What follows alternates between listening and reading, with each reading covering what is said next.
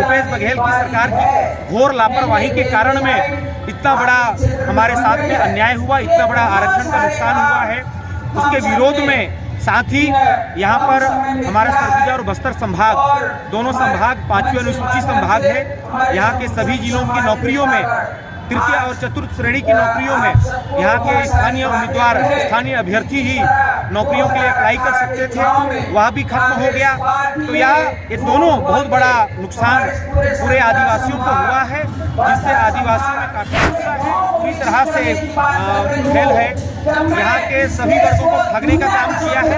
आज देखें, जो हमारी 12 प्रमुख मांग है, जो 2 मांगे मैंने बताई, इसके साथ में आप देखें कि जब से कांग्रेस की सरकार बनी है तब से लगातार 4 सालों से धर्मांतरण बहुत तेजी से हो रहा है। उसका कारण हो रहा है नारायणपुर की घटना, इसका एक बहुत बड़ा ज्वलंत उदाहरण है। 31 दिसंबर और 1 जनवरी को वहाँ के जनजातियों के साथ में वहाँ के ईसाइयों ने जिस प्रकार से लाठी डंडे लेकर के जानलेवा हमला किया, और उसको लेकर के हमारे लोग ने जब उस पर आवाज उठाया, उस पर ज्ञापन दिया, मांग किया कि अपराधियों की गिरफ्तारी होनी चाहिए, तो तुरंत यहाँ की राज्य सरकार के द्वारा आपातकाल लागू किया गया। रासुका लागू करके यहाँ के हमारे छत्तीसगढ़ के लोगों को डराने का, धमकाने का काम, इन सब चीज़ों को देख करके आज के इस कार्यक्रम में हजारों की संख्या में लोग इकट्ठा हुए हैं। यह आक्रोश, यह गुस्सा 2023 में जो कुछ ही महीनों के बाद चुनाव होने वाला है, यह वोट के रूप में दिखेगा, और इस सरकार को यहाँ की जनता उखाड़ कर फेंक कर पुनः भारतीय जनता पार्टी की सरकार वापस लेकर आने वाली है।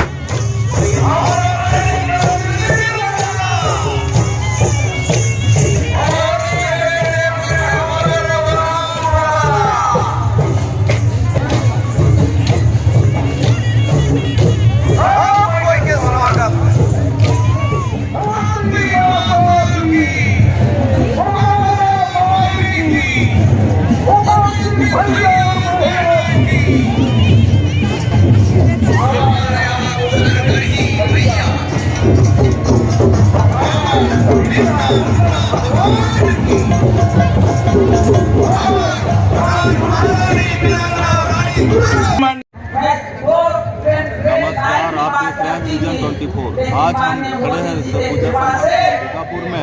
आज यहाँ पर कला केंद्र मैदान में जनजातीय अधिकार महासम्मेलन में प्रदेश के भाजपा के बड़े से बड़े नेता यहाँ पे मौजूद है।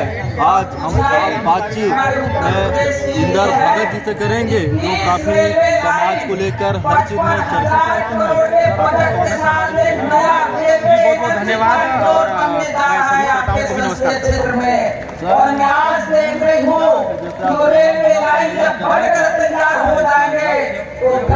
सरगुजा और बस्तर संभाग जनजाति बहुल क्षेत्र है। इन दोनों क्षेत्रों में जनजाति बहुत बड़ी संख्या में रहते हैं।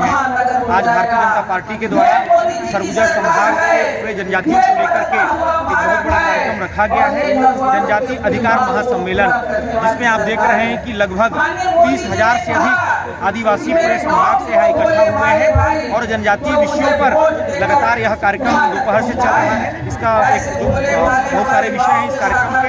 एक प्रमुख विषय है कि केंद्र के लोकप्रिय यशस्वी प्रधानमंत्री नरेंद्र मोदी जी के द्वारा अभी कुछ माह पहले छत्तीसगढ़ की 12 जनजातियों के मात्रात्मक त्रुटि को ठीक करके उनको अनुसूचित जनजाति का दर्जा दिया गया है। ये जो प्रमुख जनजाति 12 हैं, नगेसिया किसान, गोंड, पंडो, कोरवा, कुड़ाकू, धंगड़, ऐसे विभिन्न सिंधिया, भूया, भुईहर, ऐसे विभिन्न जातियाँ रही, जिनके मात्रात्मक त्रुटि होने के कारण इनका अनुसूचित जनजाति का जाति प्रमाण पत्र या अन्य दस्तावेज नहीं बन पा रहे थे। इस त्रुटि को देखकर समझ करके हमारे यशस्वी प्रधानमंत्री, जो पूरे देश की चिंता करते हैं, सभी की चिंता करते हैं, उन्होंने इन 12 जनजातियों के मात्रात्मक त्रुटि को सुधार करके अनुसूचित जनजाति का दर्जा दिया है।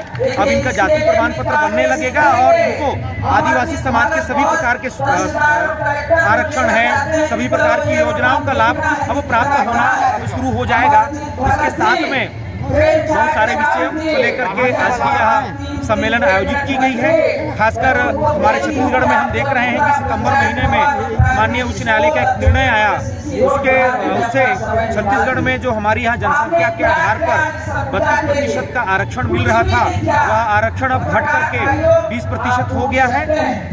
यह जो निर्णय आया या इस सरकार की, जो यहाँ के राज्य सरकार भूपेश बघेल की सरकार की घोर लापरवाही के कारण में इतना बड़ा हमारे साथ में अन्याय हुआ, इतना बड़ा आरक्षण का नुकसान हुआ है, उसके विरोध में साथ ही यहाँ पर हमारा सरगुजा और बस्तर संभाग, दोनों संभाग 5वीं अनुसूची संभाग है। यहाँ के सभी जिलों की नौकरियों में, तृतीय और चतुर्थ श्रेणी की नौकरियों में यहाँ के स्थानीय उम्मीदवार, स्थानीय अभ्यर्थी ही नौकरियों के लिए अप्लाई कर सकते थे, वह भी खत्म हो गया।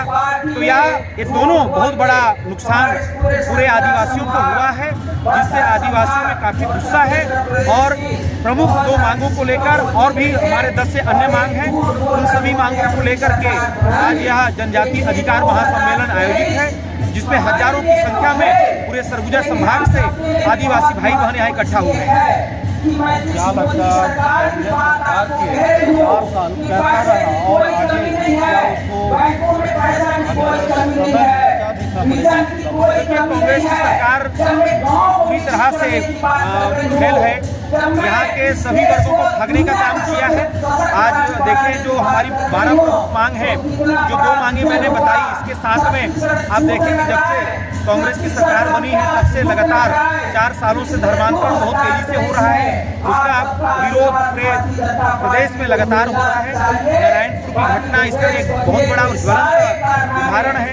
31 दिसंबर और 1 जनवरी को वहाँ के जनजातियों के साथ में वहाँ की ईसाइयों ने जिस प्रकार से लाठी डंडे लेकर के जानलेवा हमला किया, और उसको लेकर के हमारे लोग ने जब उस पर आवाज उठाया, उस पर ज्ञापन दिया, मांग किया कि अपराधियों की गिरफ्तारी होनी चाहिए, तो तुरंत यहाँ की राज्य सरकार के द्वारा आपातकाल लागू किया गया।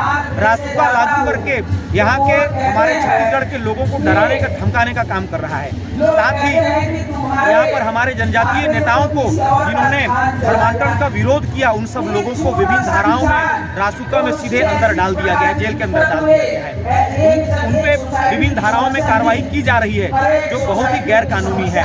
आप देखें कि रेत माफियाओं का हौसला बढ़ा हुआ है। रेत पहले उत्खनन पंचायत का अधिकार था, लेकिन आज के समय में यह माफियाओं के अधिकार में चला गया है। गिरदावरी को हटा दिया गया है।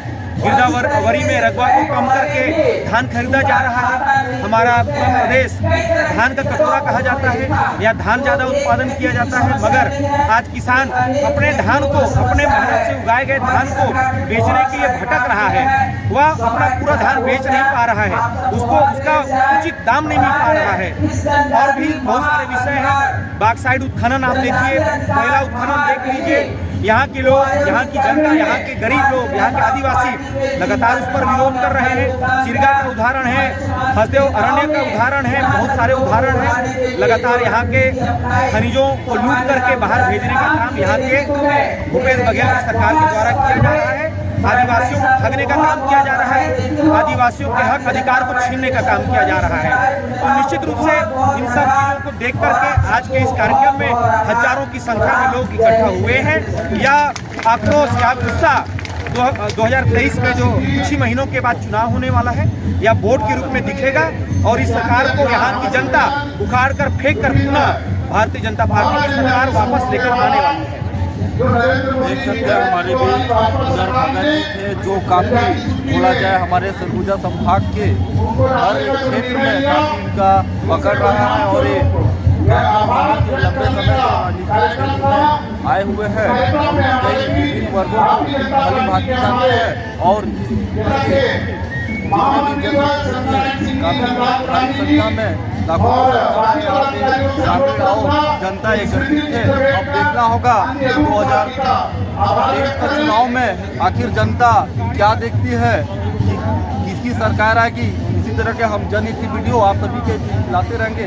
तब तक के लिए जय हिंद।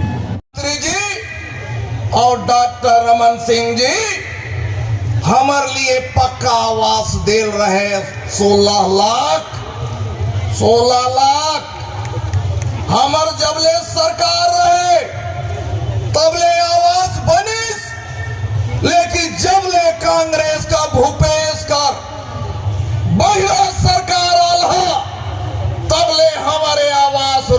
सही बात है कि नहीं? आवाज मिलना चाहिए।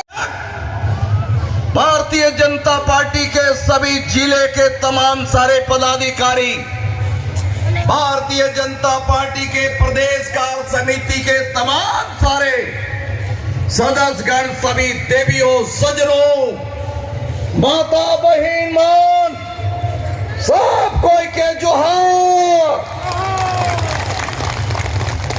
आज हमारे अधिकार रैली है काबर, ये भूपेश जी के दस्तखत से ये आज जो आदिवासी बनल हा, जोरदार ताली से स्वागत करा,